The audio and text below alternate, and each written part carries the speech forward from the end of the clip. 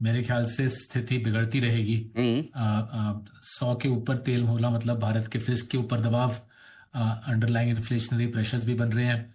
और more than जो तेल का भाव है, जो गैस की शॉर्टेज बोथ एलपीजी और इंडस्ट्रियल गैस की जो शॉर्टेज बन रही है, उससे हमारे इन्वेस्टिंग कंपनीज पे काफी असर पड़ा है। मार्च का क्वार्टर तो काफी सारे हमारे, मार्च का महीना, नॉट मार्च का क्वार्टर, मार्च का महीना हमारे काफी सारे इन्वेस्टिंग कंपनीज के लिए पूरा वॉश आउट रहा है। कुछ केसेस में फैक्ट्री में गैस नहीं थी, और कुछ केसेस में गैस थी लेकिन वर्कर्स नहीं थे, बिकॉज वर्कर्स बोल रहे हैं एलपीजी सिलेंडर प्राप्त नहीं हो पा रही इंडस्ट्रियल बेल्ट्स में। सो 100 के ऊपर तेल का भाव रहना एक प्रकार की चिंता है, और उसके ऊपर जो गैस की शॉर्टेज बनी हुई है वो दूसरी प्रकार की चिंता है। दोनों चीजें जोड़कर मेरे ख्याल से सिचुएशन काफी सीरियस है। और अनिल जी, याद रखना पड़ेगा कि इसके पहले भी, ईरान युद्ध शुरू होने के पहले भी हमारी इकोनॉमी सॉफ्ट थी। भारत सरकार ने बहुत प्रयास किया था FY 26 में, टैक्स कट के through, income tax, GST cut के थ्रू, और आरबीआई ने प्रयास किया था इंटरेस्ट रेट कट के थ्रू इकोनॉमी को एक सपोर्ट देने का, इकोनॉमी को एक उछाल देने का। वो कुछ हद तक सक्षम था, बट जो नीचे अंडरलाइन प्रॉब्लम थी कि जॉब्स नहीं क्रिएट हो रहे हैं, व्हाइट कॉलर जॉब्स की जो कमी की प्रॉब्लम थी वो अभी भी बरकरार है। तो ओवरऑल अगर आप देखिए, हमारे पास लॉन्ग टर्म इश्यूज है कि अंडरलाइन जॉब क्रिएशन का जो प्रक्रिया है वो कमजोर है, और उसके ऊपर ये सरदर्दी आ गई ईरान का वॉर। आई थिंक एग्जैक्टली एक महीने पहले आप और मैं इस शो पे डिस्कस कर रहे थे कि अगर ये वॉर एक महीने से ज्यादा चला, इंडिया के लिए काफी बड़ी सरदर्दी होगी। आई थिंक वहां हम पहुंच चुके हैं। कुछ हद तक वैल्यूएशंस करेक्ट हुए हैं, बट अभी भी इंडिया दूसरे इमर्जिंग मार्केट्स के मुकाबले महंगा है, और मेरे ख्याल से इसलिए अभी भी सावधानी बरतनी है। हम इंडिया में प्राइमरीली आईटी स्टॉक्स में, फार्मा स्टॉक्स में पैसा लगा रहे हैं, और एक्सपोर्ट ओरिएंटेड प्लेस को खोजने का प्रयास कर रहे हैं।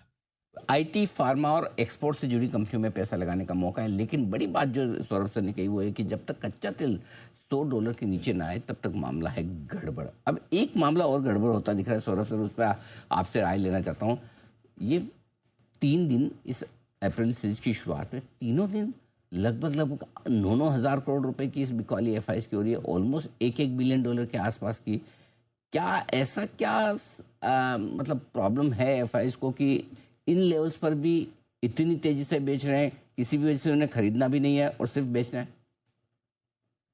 तो देखिए, काफी सारी सेलिंग बैंक्स में हो रही है, और बैंक्स में जो नया जो मसला खड़ा हो गया है, नया जो प्रॉब्लम खड़ा हो गया है कि फॉरेन एक्सचेंज मार्केट्स में आरबीआई बैंक्स को फ्रीडम से काम करने नहीं दे रहा। तो लास्ट वीक आपने श्योर कवर किया होगा अपने चैनल में कि आरबीआई ने बैंक्स को बोला है कि $100 मिलियन से ज्यादा ओपन पोजीशंस हो नहीं सकते। इंडियन बैंक करीबन $40 बिलियन का ओपन पोजीशन चला रहे थे, जहां पे वो डॉलर को इंडिया में अपने क्लाइंट्स को मदद कर रहे थे कि डॉलर इंडिया में खरीदो और विदेश में बेचो। सो जो बैंक के ऊपर जो पाबंदी लगा दी है आरबीआई ने डॉलर के मार्केट में, उससे मेरे ख्याल से एक तो मार्क टू मार्केट लॉसेस की आशंका है। But leaving aside mark to market losses, I think जो अब निवेशकों को डर लगने लगा है कि आरबीआई बैंक्स के ऊपर अलग अलग प्रकार की पाबंदी लगा सकता है। साथ ही साथ बैंक्स के जो बॉन्ड होल्डिंग्स है, सारे बैंक्स की काफी बड़ी बॉन्ड बुक होती है, बॉन्ड डील्स ऊपर जा रहे हैं। भारत 10 ईयर इंडियन गवर्नमेंट का 10 ईयर बॉन्ड डील 7% तोड़ के आगे निकल गया है। उससे बॉन्ड बुक पे भी नुकसान आएगा। तो एफएक्स बुक पे भी नुकसान, बॉन्ड बुक पे भी नुकसान, और उसके ऊपर है आरबीआई का रवैया कि हम इंटरवीन करेंगे, बैंक्स के ऊपर पाबंदी लगाएंगे।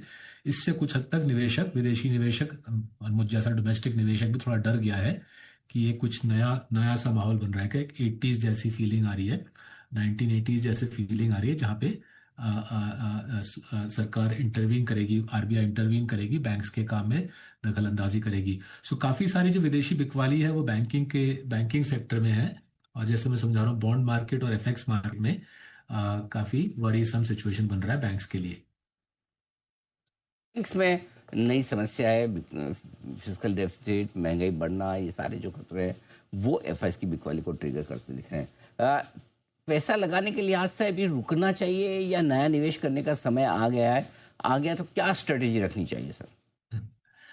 तो देखिए, जहां पे हम नया पैसा लगा रहे हैं अनिल जी, गिवन दैट हमारी सोच है कि डोमेस्टिक इकोनॉमी कमजोर है, और हमने किताब भी लिखी है इस मुद्दे पे, ब्रेक पॉइंट उसका नाम है।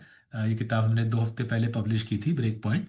तो ब्रेक पॉइंट में हमने समझाया अनिल जी कि इंडिया में जो जॉब क्रिएशन की प्रक्रिया है लास्ट 3 साल में पूरी तरीके से ठप हो गया है। वाइट कॉलर जॉब्स की बात कर रहा हूँ, आईटी के जॉब्स, बैंकिंग के जॉब्स, मीडिया के जॉब्स।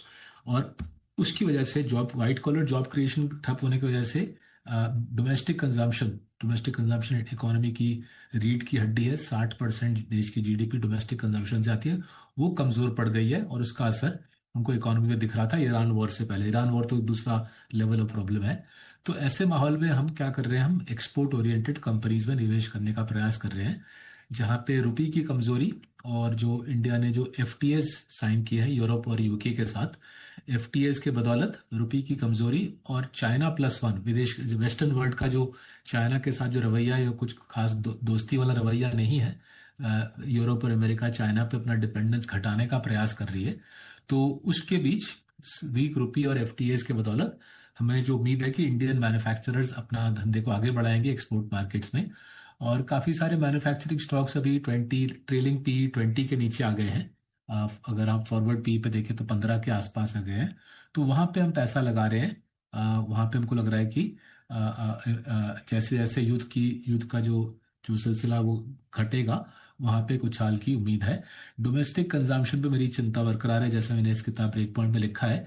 मुझे लगता है जब तक ये जॉब्स का सिलसिला जब जब तक जॉब क्रिएशन का सिलसिला शुरू नहीं होगा, डोमेस्टिक कंजम्पशन कमजोर ही रहेगा।